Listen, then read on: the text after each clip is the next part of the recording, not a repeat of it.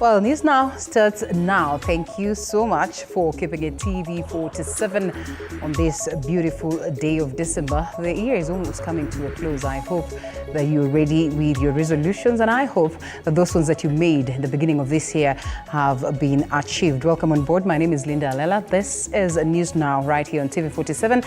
Let's take a look at what is in the world of news after these highlights. Top on the news. Workers in the informal sector, particularly those employed in the jua kali industry, demonstrate to show their support for the housing levy. Kila tarehe 26 kila mwaka ili kuweza kutilia mkazo juu ya amani. Also, religious and political leaders from Kenya and Uganda initiate a cross-border peace-building process. And in a move aimed at enhancing business and tourism, the Kwale County government has allocated a sum of 50 million shillings for the establishment of a cultural and heritage center named Bomas of Kwale. Inalenga zaidi yule mtalii ama yule ambaye anakuja Kwale kwa minajili tofauti tofauti. TV47 Kenya is our X handle. Hashtag is News Now. I'll be looking at some of the comments that you drop us as you continue. 22047 is the SMS short code. We begin by taking a look at what is in the corridors of justice, and former High Court Judge Said Chitembwe has exhausted all options after the Supreme Court rejected his appeal related to corruption allegations. That is, Justice Chitembwe had contested the recommendation for his removal from office, which stemmed from video clips and phone recordings released by former Nairobi Governor, none other than Mike Sonko, implicating the judge in corrupt activities. The Supreme Court ruled that the evidence presented to the tribunal investigating his conduct demonstrated violation of the Code of Conduct and the ethics, constituting gross misconduct or misbehavior as outlined in Article 168(1)(b) and (e) of the Constitution.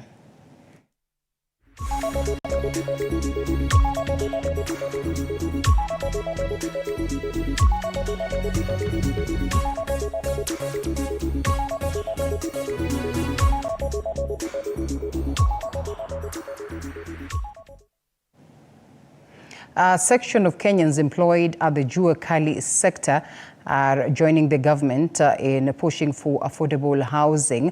And of course, they have called on the judiciary to allow the government to continue taxing Kenyans the housing levy in a bid to sustain job opportunities created since the project began. The demonstrators, who identified themselves as slum dwellers, masons, architects and sand harvesters who would benefit from the affordable housing project, said that the current public debate on the issue runs the risk of undermining the government's housing policy. Last month, the court granted stay orders prohibiting the repeal of the affordable housing levy until January 10, 2024.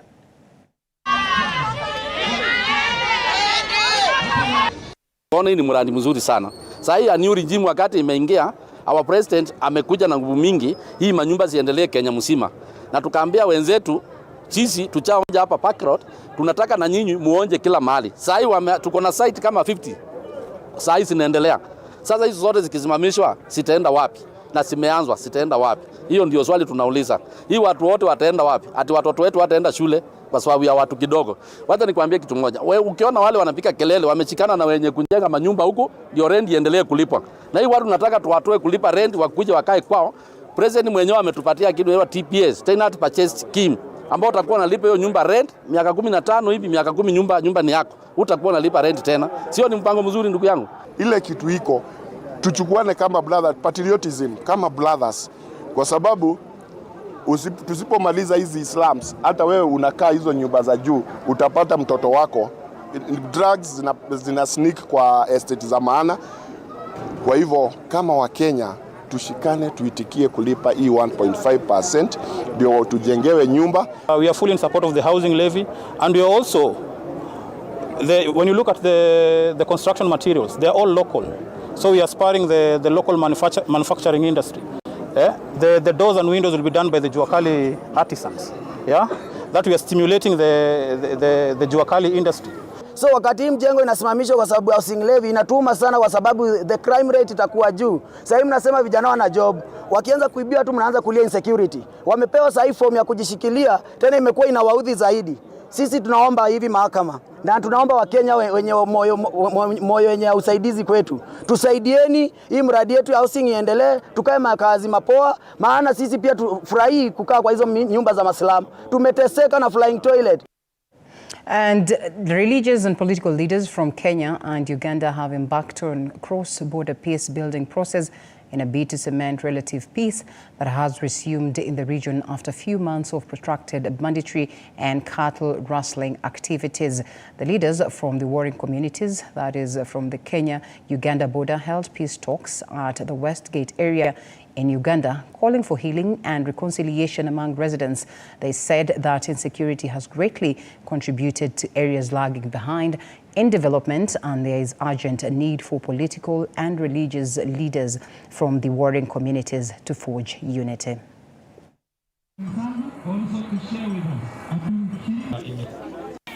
Kuna proposal kwamba kila mwaka tuwe katika sehemu hii, aidha ng'ambo ya mto upande wa Uganda ama ng'ambo ya mto upande wa Kenya kila tarehe 26 kila mwaka, ili kuweza kutilia mkazo juu ya amani.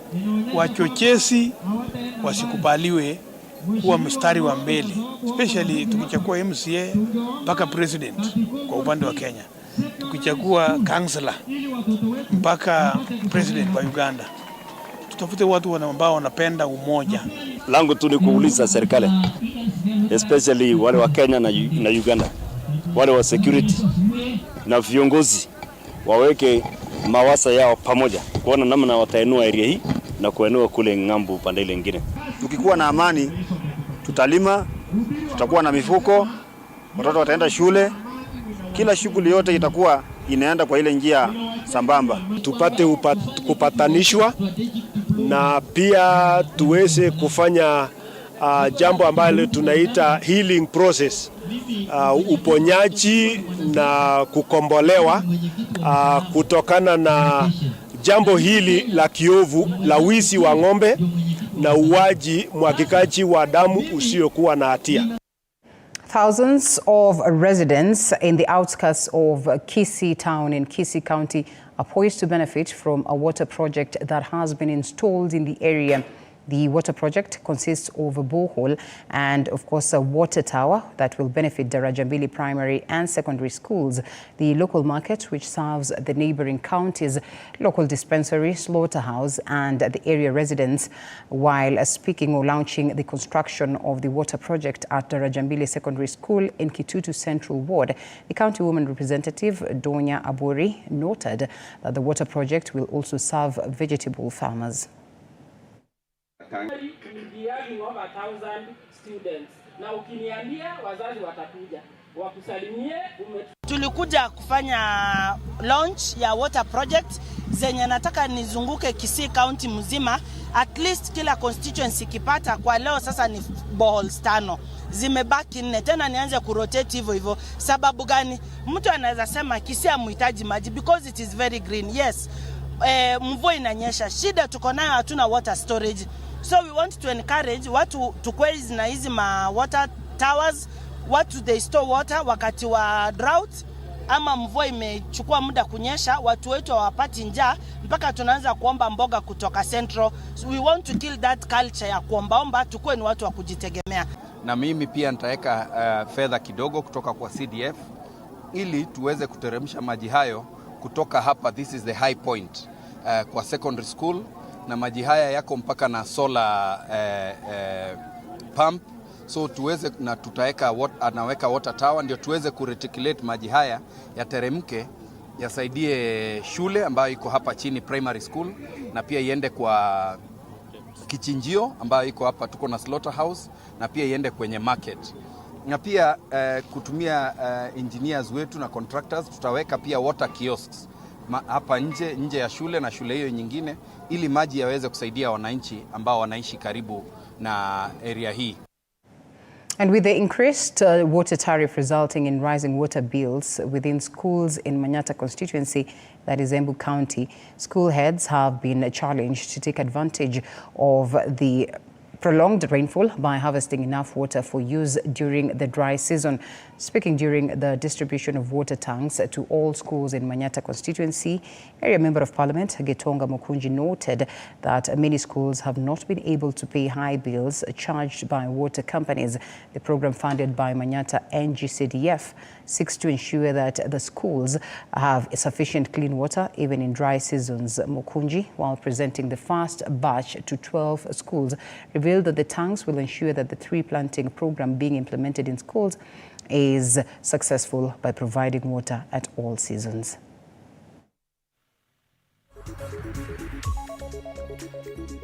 Wakati mvua imenyesha kama ile tumekuwa nayo ya El Nino, tumekuwa na maji nyingi sana, lakini hiyo maji inakusanyika, inaenda Indian Ocean bila kusaidia mtu yoyote, kuliko tu kuleta madhara na kuleta usababishaji wa mashida katika area zetu za barabara. Lakini katika Manyata constituency tuko na program ya kuanzisha maneno ya water storage ambayo itasaidia mashule zetu kuweza kuweka maji.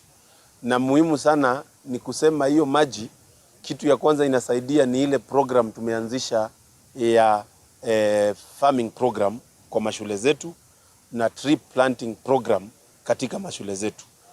Lazima ukiwa umepanda miti ama ukipanda chakula, lazima ukuwe na maji ndio uweze kunyunyizia mimea chakula maji. Lakini kama hakuna maji, na maji ambayo tuko nayo ya mifereji imekuwa very expensive. Kenya Union of Domestic Hotels, Educational Institutions, Hospitals and Allied Workers GOtv Secretary General Albert Njeru has called on the CS Ministry for Education Ezekiel Machogu to ensure that all non-teaching staff in education institutions are paid before schools reopen on January the 8th for the new academic year. GOtv is blaming the delay in releasing the capitation funds, that is for the third term of 2023, as the main reason for the delay in payment for non-teaching staff. Njeru is also calling for the harmonization of working terms for all the non-teaching staff in the country in order to improve their welfare. Workers are getting concerned that workers in our education institutions, and especially the primary school, secondary school, tertiary education institutions, the workers who are there to date have not been able to be paid their salaries. So issues of salaries is an issue in our education institutions, more because the government was not being able to compensate, to release the grants to be able to pay the workers who form a land of education institutions, from the student, teachers, then the next person is the non-teaching staff. And therefore, we are calling upon the government, the Minister of Education, to think quickly and to act quickly, so that the issue of personal emolument, the issue of grants, the issue of paying the non-teaching staff should be done before the schools are opened, so that the non-teaching staff can feel motivated to work in our education institutions. Surprisingly, the same non-teaching staffs do not have terms and conditions of service. They are only employed like cashiers. They are only employed like on contracts, which is very unfortunate. The county government of Kwale has set aside a total of 50 million Kenyan shillings for the construction of a cultural and heritage center dubbed Bomas of Kwale in a bid to boost business and tourism in the area. According to the county boss, Fatuma Achani, the center, which will be located in Diani, seeks to attract more tourists who will get the chance to experience the diverse culture of the locals upon its completion. Achani, who was accompanied by other county leaders, was speaking during the annual cultural festival competition that seeks to promote cohesion, integration and unity among the communities living in Kwale. Ile Bomas of Kwale ambayo tunaenda kuijenga pale Diani inalenga zaidi yule mtalii ama yule ambaye anakuja Kwale kwa minajili tofauti tofauti. Tunapoketi hapa katika jukwaa hili, tuko na culture tofauti tofauti. Tuko na wale wa Masai, tuko na wale wa Kisii, tuko na Wakamba. Yani tribe zote za Kwale zimewekwa mahali pamoja. Hii ni kuonyesha kwamba gavana wetu habagui kabila fulani. Anataka kuleta ushirikiano kwa zile makabila zote. Ushirikiano katika zile tradition zote. Hizi mila ni kitu muhimu ndugu zangu. Kuzingatia na kuzishika mila zetu ni kitu muhimu sana. Kwa hivyo shukrani yangu mimi nikipitia kwa Wadigo na shukrani kwa gavana Mama Achani wa Kwale County kutuletea utamaduni ambao kwamba uliofanywa hapa karibu mwingi vijana wetu hawaelewi. Ili dau lafungwa mashine huku, halafu watu wakenda baharini. Wakifika nyavu yatandazwa hapo, wakiona samaki wenyewe wavua. Sasa twaletewa majumbani. Sisi utamaduni wetu ni huu, hatuna kazi za serikali. And still in that very region, the